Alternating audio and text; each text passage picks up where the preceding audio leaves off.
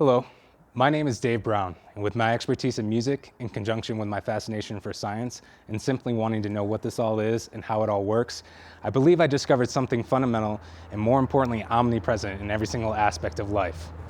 Humanity has known the products of this process for ages, but is yet to describe where some of these phenomena are coming from, and certainly not imply that they're all one thing playing out in many forms. My claim will be that anything that is male-female duality, anything that's spectrum-based such as music, color, and in fact the entire electromagnetic spectrum, and anything that is torus-shaped such as hurricanes, the magnetosphere around our Earth, and even galaxies are all being ordered through this same process. In fact, I'd be willing to bet that there's nothing not ordering itself through this process, a true unified field theory, and if correct, we need to rethink the periodic table and even gravity. In nature, this process is known as the Fibonacci Sequence. In music, it's the circle of fifths.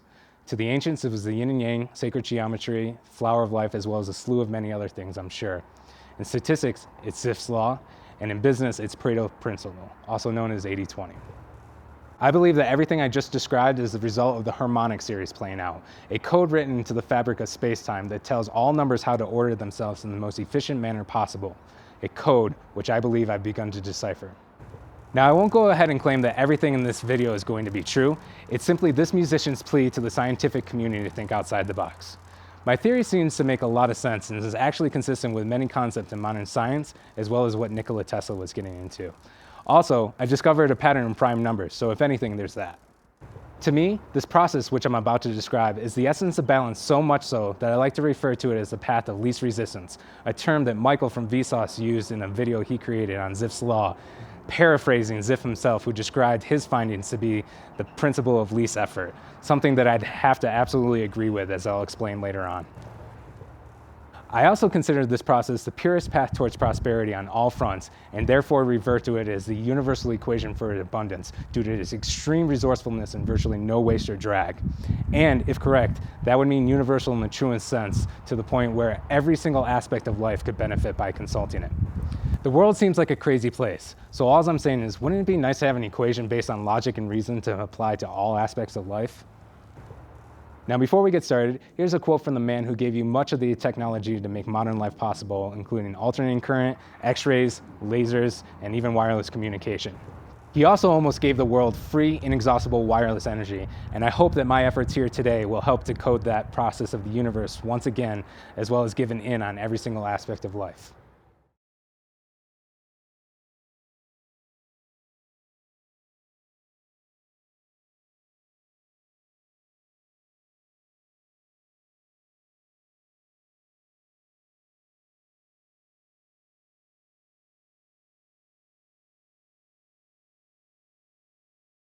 The entire atomic world is vibrating at specific frequencies. Everything in the heavens is in motion at different rates, but never in a straight line. All paths are curved, and everything moves in cycles, which really are just painfully slow versions of the same kind of frequencies that are occurring on all levels of life, from the atomic world to a black hole ringing at a B-flat 57 octaves below a middle C on the piano. Even the entire electromagnetic spectrum is frequency-based, so anything electrical, magnetic, ultrasonic, even light itself has frequency as its common thread. Why is that? Modern science is fractured between the quantum world and the cosmos, forever on the search for a unified field theory, yet rarely if ever do they look at virtually the only thing that lines up in the center of the Venn diagram between the two. I mean, heck, science has yet to fully explain gravity, and it's also frequency-based, as anyone studying gravitational waves will tell you. On top of not being able to put two and two together, there seems to be very consistent patterns that are present everywhere in the universe that no one has yet to explain, namely the Fibonacci Sequence and Zipf's law. Now, why is that? Experts have all sorts of theories to try and explain everything around them, but being a musician who noticed that the structures of music were ordering themselves in the Fibonacci Sequence, well, I knew of only one culprit to point the finger at. If you try and play one note, that's not all you get. Actually, you'll get all the notes and more. You see, a frequency will naturally divide itself in even intervals, half, third, fourth, etc. And as it goes through this process, these divisions release a series of notes, which, because they are derived from specific proportions of the original note, they always appear in the same ratio relative to each other. These harmonics also contain a slew of information about what's actually producing the note, and they are what enables us to tell the difference between the same note played by a saxophone and a guitar.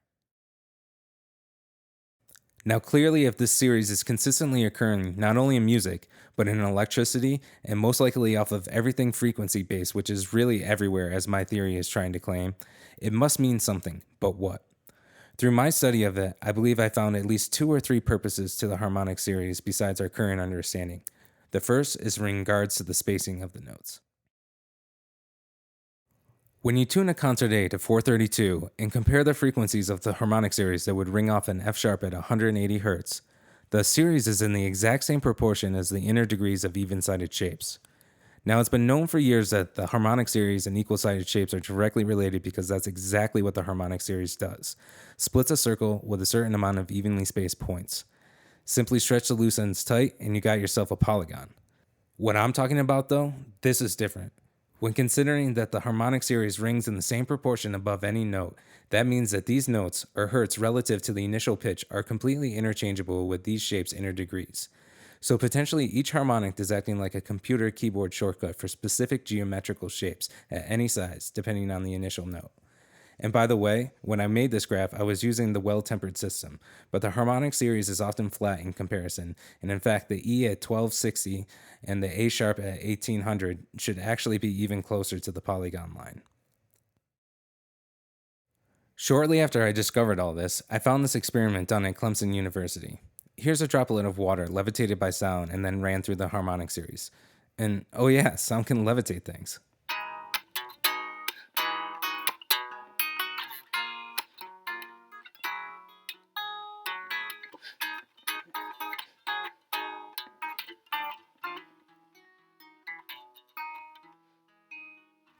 In fact, there's a whole field dedicated to observing how sound manipulates matter called cymatics. In these experiments, only specific frequencies form patterns. The rest is just chaos. It's kind of like comparing a house that was built by a team of experts who thoroughly planned it out, measuring everything versus a house built by a bunch of random guys that refuse to use plans, measure anything out, or even talk to each other to find out what the other one's planning on doing. This is because frequency waves are actually measuring everything out, and the waves are either interfering with each other or constructing. The higher the pitch, the more waves there are, and therefore the more information to make increasingly more complex patterns. Music and geometry are one and the same, but it's a specific kind of geometry that's rooted in symmetry. The ancients called it sacred geometry, but I like to refer to it as sonic geometry. Alright, so what about the Fibonacci sequence then? Well, as established, the harmonic series is most likely code for even-sided shapes, but I believe this code works on multiple levels. In music, there are actually 2 spectrums that are superimposed onto each other. There's the obvious frequency spectrum that could be represented as a non-stop line of numbers in a row on a chalkboard, but there's also the dissonance spectrum that ranges from really pleasant combinations of notes to so dissonant that the 2 notes literally feel like they're repelling each other.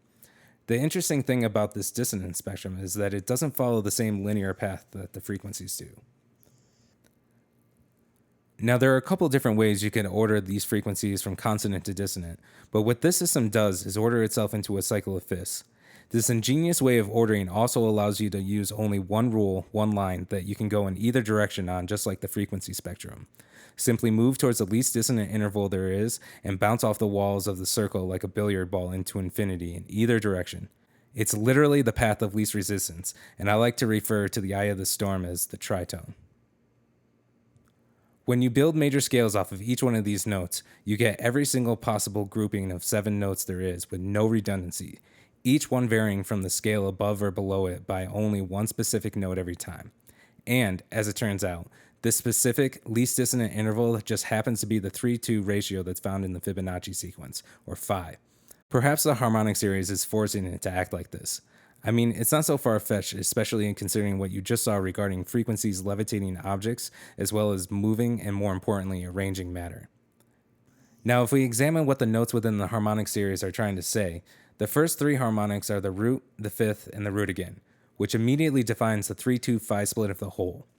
Then harmonics 3 through 6 spell a perfect dominant 7 chord, which its whole purpose is to resolve to the 1 chord, which is a fifth away, or exactly how the circle of fifths is ordered. This specific dominant 7 chord suggests how to cycle around the circle of fifths in a counterclockwise motion.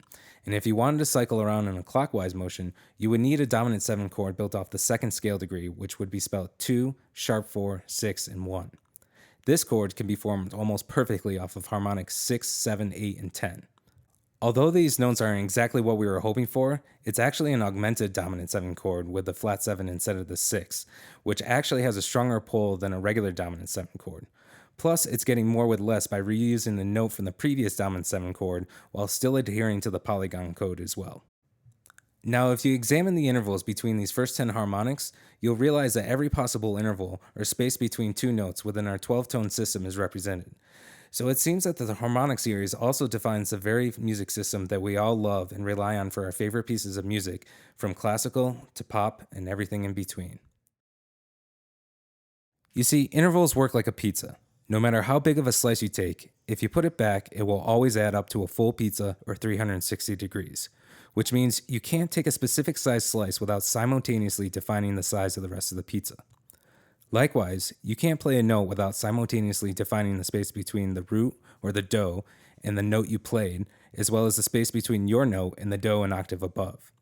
I like to refer to these complementary intervals that add up to a full pizza as mirror intervals, as well as inverse 9 because the intervals will always add up to 9. So if you divide the musical circle, the pieces will always add up to 9. It's kind of like when you divide a regular circle and then digital root its inner degrees of any given slice. Perhaps there's a correlation there, but regardless, the mirror interval groups goes as follows. Octave, perfect fifth, perfect fourth, major third, minor sixth, major sixth, minor third, major second, minor seventh, major seventh, minor second, and the tritone. Because of this, instead of having to collect 12 different intervals, only 7 need to be represented, and the mirror side of these intervals will be implied. In the Harmonic Series, there are 4 octaves represented. The perfect fifth and perfect fourth is represented 5 times. The major third and minor sixth is represented 7 times. The major sixth and minor third is represented 4 times. The major second and minor seventh is represented 5 times. The tritone is represented 3 times. And finally, at the buzzer, the major 7 minor second is represented only once before the series proceeds with only minor seconds, major sevenths. Perhaps it's just a coincidence, but what's interesting is that the last note that's needed in order to form the 2 dominant 7 chords that allow you to cycle around the circle of fifths in either direction, as well as the last note that's needed to create the last interval to define the 12-note system, is a sharp 4 for both of them. Once this note is in place, the harmonic series proceeds chromatically, or without any gaps in between notes, implying that the code is finished, although not for equal-sided shapes. So to recap this code's efficiency, in trying to just play one note, you get every note. Or another way to think about it is that that note is self-aware of the entire system of which it's a part of. All these notes that occur above the original pitch could be considered a big indiscriminate blob of the entire spectrum. But the intervals between these first 10 harmonics tell you exactly how you can divide the spectrum up to reveal a language of notes and interval tensions. On top of that, not only does it also serve as directions on how these frequencies should order themselves, as well as how they can cycle around this order once it's put into place, but it's also a sacred geometry or sonic geometry code that defines the phi ratio as well as how to measure even-sided shapes relative to any given size, aka frequency. And that's just getting the whole system up and running. Once everything is in place, the system is now ready to start creating structures through combining the spectrum into the Fibonacci sequence. 1, 1, 2, 3, 5, 8, 30. Just as music combines notes into chords and scales. And all you try to do is play one note. Now, some of you might wonder what the big deal is, or perhaps what that even meant, so allow me to put this all into perspective. In music, these intervals can be recognized and repeated, and you can insinuate things by which kind of tension you apply, as well as when you apply it. Essentially, it's a language. In fact, the language. It's what and how everything is communicating with everything, but most importantly, it's the language that the self uses to construct itself. This is why the Fibonacci sequence is found everywhere, and when you see it, it's a telltale sign that frequency was used to guide the creation of whatever it is you're looking at. But that's only half the story. It's not just a language, it's also geometry. So for instance, every single interval has a different shape on the guitar. In fact, multiple shapes due to the way the guitar is set up. The smaller shapes are used to build bigger shapes, just as things do in nature. So, just as the harmonic series is most likely giving general directions on everything overall, perhaps the combination of frequencies can create specific structures within these general outlines. Shortcuts for easy constructions as a plant or a human's DNA sings them into existence. You know, when I first started this journey to discovery, I thought I found the Fibonacci sequence in music. But now I realize that phi is music and it's found everywhere because everything is frequency and that's how frequency orders itself. The circle of fifths in music is literally the Fibonacci sequence, and when frequencies combine into different structures, we get the phi groupings that we find in nature, as well as the torus shape that's found everywhere from hurricanes to the magnetosphere around our Earth, as well as the electromagnetic field that our bodies produce, to even the galaxies themselves. Since this pattern is found within magnetic systems like our body and Earth, it's no wonder that it's found in magneticism in general, as Ken Wheeler has shown through his friend's invention, the ferrocell. These patterns of waves crisscrossing are the same things that are creating the face of a sunflower, which has Fibonacci number groupings, which are the direct results of frequencies ordering themselves, not only because of the phi ratios between the lines, but because notes combine to form chords, which combine to form scales, etc. In fact, the torus shape is inherently implied when you consider the nature of frequencies themselves. Just take a look at this graph that marks off which notes would be present in each key. The spiral is implied, but this isn't the full picture. Frequency implies dual motion. You can't go up in pitch without getting skinnier and skinnier until you reach the point where the frequencies are then forced through the tritone. Also, notice in the sunflower that the pattern you see is really two different numbers of lines flips upside down and then reversed on each other. This is also how the circle of fifths orders itself as well. Simply split every other note away and flip it 180 degrees. I also believe that the harmonic series is found in less likely places such as Zipf's law and Pareto's principle as well. For those of you who don't know, Zipf's law deals with frequency of distribution. If you examine any book, the word that's used the second most out of the entire thing occurs half as much as the word that's used the most, and it continues on like this, 1/2, 1/3, 1/4, etc. It doesn't matter what book you pick up because it's found everywhere, not just in English, but in every language. In city populations, solar flare intensities, the amount of traffic websites get, earthquake magnitudes, last names, ingredients used in cookbooks, and more. Also, if you take the first 20% of any Zipf graph, it will add up to 80% or more of the entire content. So it would also seem that the harmonic series is responsible for both Zipf's law and Pareto's principle as well. I guess it makes sense that the path of least resistance would also translate to the law of efficiency in business. This process is the same way a tree grows. If the small branch at the very top of the tree wants water, it has to come up through the trunk. This pattern, including the harmonic series, is a fork in the road split of the whole every time that creates these patterns seen here.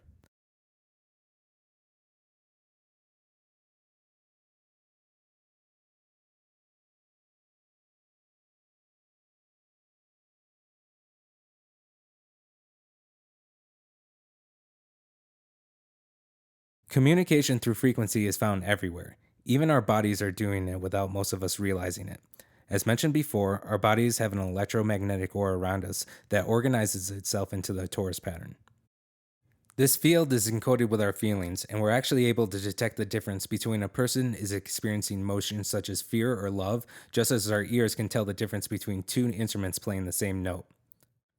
We're even finding out now that things that you would never think were frequency-based, such as our sense of smell, is most likely the cause of our bodies detecting variations in vibrations. Also, our DNA organizes itself into the phi ratio and is responsible for conveying information through frequency. In fact, we now know that it can be reprogrammed with words and even frequencies such as 528 Hz, which can actually repair DNA. And I believe that just as we are able to alter our DNA, one day we'll also be able to manipulate the harmonic series that rings off of any given object's matter's resonant frequency. During my research, I realized that if the harmonic presence is everywhere, there might be another way to order the periodic table of elements based on frequency, shapes, or colors.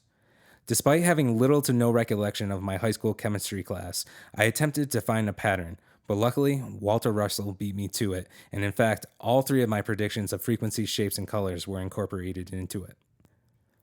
We're only beginning to understand the potential of being able to control sound. It's like what Tesla said.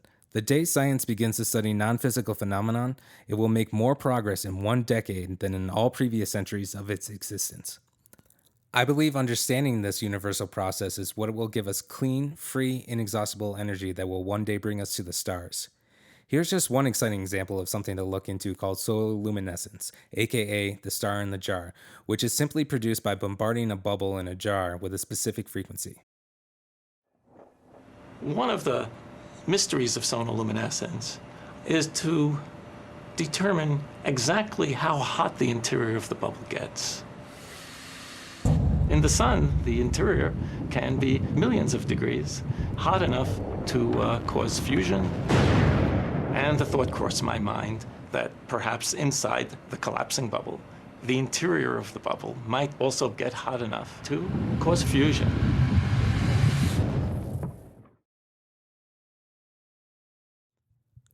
Also, during my research, I stumbled upon a fake Nikola Tesla drawing that piqued my interest because even though Tesla didn't create this, the system is real and helped me to think about some things. This person tried to explain what they were seeing through math, but to me, 13 equals 1 was a clear representation of musical octaves, or do equals do.